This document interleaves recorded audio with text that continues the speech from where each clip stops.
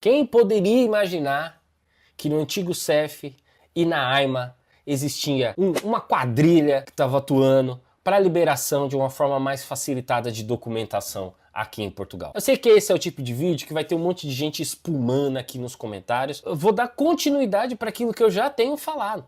Às vezes a pessoa olha muito pro imigrante, a culpa é do imigrante, a culpa é do imigrante.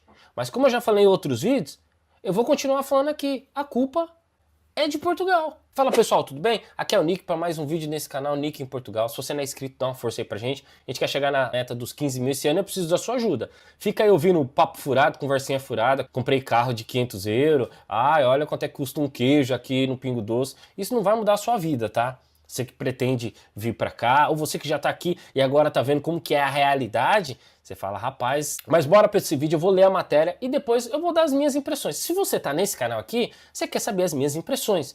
Se você só quer ler o noticiário, você vai lá no Observador, você vai na CNN, você vai em tantas outras redes que tem por aí, que só apresenta a matéria. Se você tá aqui, o Nick vai dar as minhas impressões. Você gostou ou não, não gostou, come mais um bocado. Bora lá. Fraude abriu portas no CEF e na AIMA a pelo menos 10 mil imigrantes e rendeu milhões à rede criminosa. Milhões de euros, tá? Não é de reais não. Uma advogada e uma funcionária do Ministério dos Negócios Estrangeiros foram peça-chave. Pessoal, da mesma forma que está acontecendo aí a descoberta de um monte de maracutaia de crime no INSS no Brasil, é a mesma coisa que está acontecendo aqui em Portugal. Ah, Nick, mas as diferenças é que um é bilhão, o outro é milhão. Sim, mas todas as vezes que existe fraude em termos de documentação, a licitação, qualquer coisa que parte do governo, precisa de alguém dentro, tá? Precisa de alguém lá dentro que vai mexer os pauzinhos, que vai dar informação privilegiada, senão isso não acontece. Então, assim como aconteceu no Brasil, a diferença é só a magnitude do que aconteceu, aqui em Portugal a mesma coisa, olha aí. Nos países de origem, imigrantes pagavam até 15 mil euros. Pessoal, você tem noção do que é 15 mil euros? Para que os processos fossem tratados em Portugal. Vamos continuar lendo a matéria e depois eu já volto para dar minhas considerações. Uma rede dedicada a prestar serviços de acesso fraudulento à documentação ajudou mais de 10 mil imigrantes a receberem em Portugal autorização de residência ou a beneficiarem de uma facilitação no seu processo. Primeiro no Serviço de Estrangeiros e Fronteira, que era o CEF, e após a extinção deste, na Agência para Integração, Imigrações e Asilo, que é a AIMA. Vamos continuar aqui. Segundo o público, a rede foi descoberta através de uma investigação conduzida pela Diretoria da Polícia Judiciária do Centro, que na quarta-feira deteve 13 pessoas pela suspeita de prática de vários crimes, nomeadamente de auxílio à imigração ilegal, falsificação de documentos, corrupção e branqueamento de capitais. Entre os detidos estão uma advogada e uma técnica superior do Ministério dos Negócios Estrangeiros. Alguns imigrantes na origem pagavam 15 mil euros para ver todo o processo tratado por esta rede, sendo que muitos deles ficavam endividados, disse Avelino Lima, que dirige a diretoria da PJ no centro. Grupo com uma atividade devidamente estruturada. Isso não é qualquer Zé Ruela que faz. Suspeito de ter lucrado milhões de euros desde 2022, pelo menos 3 anos, só que se tem conhecimento. Os portugueses tinham uma preponderância, mas também havia os estrangeiros que operavam em Portugal, acrescentou.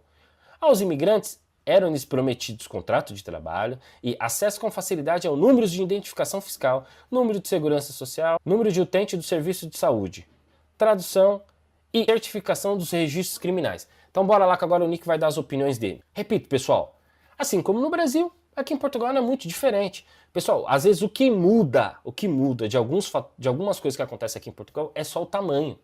É só o tamanho. Então assim como acontece no Brasil, fraudes, essas coisas com pessoas de dentro, ali da cúpula e tal, aqui acontece a mesma coisa. O que eu te pergunto, quem fiscaliza o fiscal? É aí que está a questão. Existiu uma rede, a polícia muito bem atuante, foi lá, pronto, iniciou os processos de investigação e chegou a esse grupo que tinha advogado, técnicos e tal. Mas eu falo para vocês existe alguma novidade nisso? Eu moro em Portugal há menos de 3 anos. E a gente sabe de regiões, a gente vê vídeos aí de pessoas em uma única residência, a pessoa recebendo 50, 100 cartões de autorização de residência. Eu te pergunto, o pessoal da AIMA, quando tá a emitir o documento, não acha estranho, para uma mesma residência, 5 pessoas receber a documentação? Se fosse 5 pessoas da família, você fala, a família chegou, deu entrada no seu processo, agora 5 pessoas totalmente distintas, sem vínculo nenhum, as 5 pessoas, você fala, 5 tudo bem, né?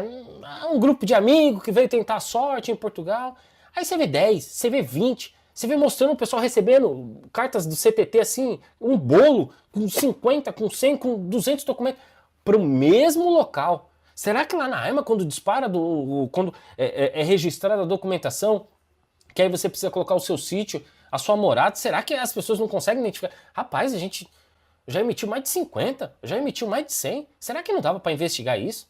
Então por isso que eu digo que em muitos dos problemas que está acontecendo da parte de imigração, a culpa é de Portugal. E você pode ficar babando aqui nos comentários que eu não estou nem aí para aquilo que você diz. Porque essas pessoas que estão dormindo 40, 50 num quarto no centro de Lisboa, quem é o dono desse arrendamento? Quem é o dono desse prédio? Você acha que é algum brasileiro? Você acha que se você pegar cada 100 lugar desse, que mora aí 50, 60 num cômodo, quantos desse o dono é um imigrante? A maioria é português. Quem é que estava fazendo o esquema? Português. Tinha advogado? Português também no meio. Então, as pessoas também estão se beneficiando disso. Então não adianta só aqui ficar... Por isso que eu falo, o imigrante não veio aqui, passou com um avião, pulou de paraquedas e caiu aqui em Portugal, e assim que ele já pisou no solo, o pessoal já foi lá, já entregou a documentação para ele, já deu um benefício, já deu isso, já deu... Não. Existe toda uma rede, e dentro dessa rede existe portugueses que estão incentivando essas coisas. Então você negar a realidade não vai evitar que ela aconteça. Parece aquele pastor mirim lá que estava mostrando lá no Brasil, eu rasgo o câncer. Não é porque você simplesmente fala, eu não concordo com isso que o Nico está falando.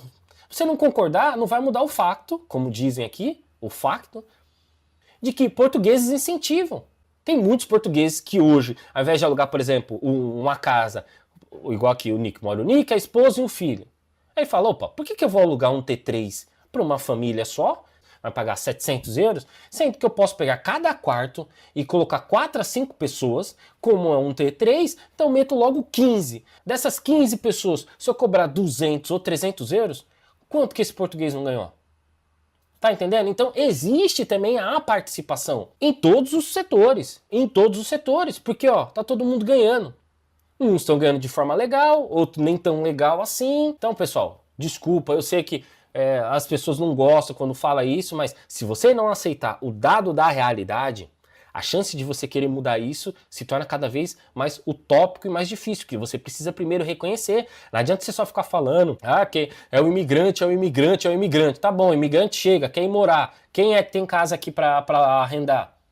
Quem são os proprietários da casa? Quem é, às vezes, a pessoa que acaba contratando o pessoal do Bangladesh, o pessoal da Índia, que paga até menos do que um ordenado mínimo? Porque sabe que muito deles até aceita isso. Então, gente, vamos tratar as coisas como gente grande, vamos colocar a bola no chão, vamos entender realmente o que se passa, porque se você não entender, é a mesma coisa quando você vai no médico e você quer tomar algum tipo de medicamento. Primeiro o médico precisa entender a sua enfermidade. Aí, o processo que se faz para entender a enfermidade para chegar na medicação fala um pouquinho daquilo que você está sentindo e tal, e aí, mediante isso, eu vou pedir alguns exames, vou saber se você tem algumas comorbidades ou não, e aí eu vou tentar encontrar um medicamento mais adequado. Se você ficar maquiando isso, o remédio nunca vai ser eficaz.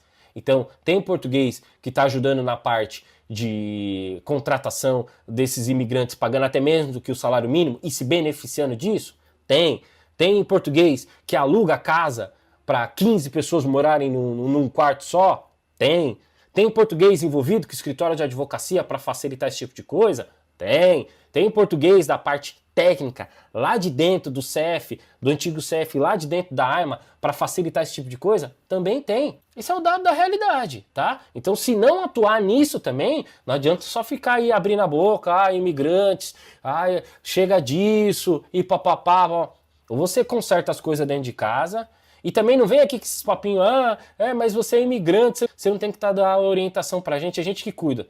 Tá a cuidar? Aí, ó, que foi demonstrado. Então, beleza? Queria saber as suas impressões e a sua opinião. Deixa aqui. Quem quer babar, pode babar aqui nos comentários, não tem problema nenhum não. Até ajuda no engajamento. Então, se você não é inscrito no canal, se inscreve no canal, porque aqui a gente não tá pra agradar nenhum, nem outro, não tá pra pagar pau pra político, não tá aqui pra ficar, vou falar bem do Brasil, vou falar mal de Portugal, não. Aqui a gente vai ver o fato, vai analisar como gente grande, de forma fria e falar, ó, pessoal, isso aqui tá certo, isso aqui tá errado, isso aqui podia melhorar aqui, isso aqui poderia melhorar ali. Então quando o pessoal vem aqui e fala, Nick não dá a sua opinião, tá, na hora de eu pagar o imposto, aí o Nick pode pagar. Na hora de contribuir, beleza. Agora na hora de dar opinião não pode? Vai ver se eu tô na esquina, beleza? Deus te abençoe, fui.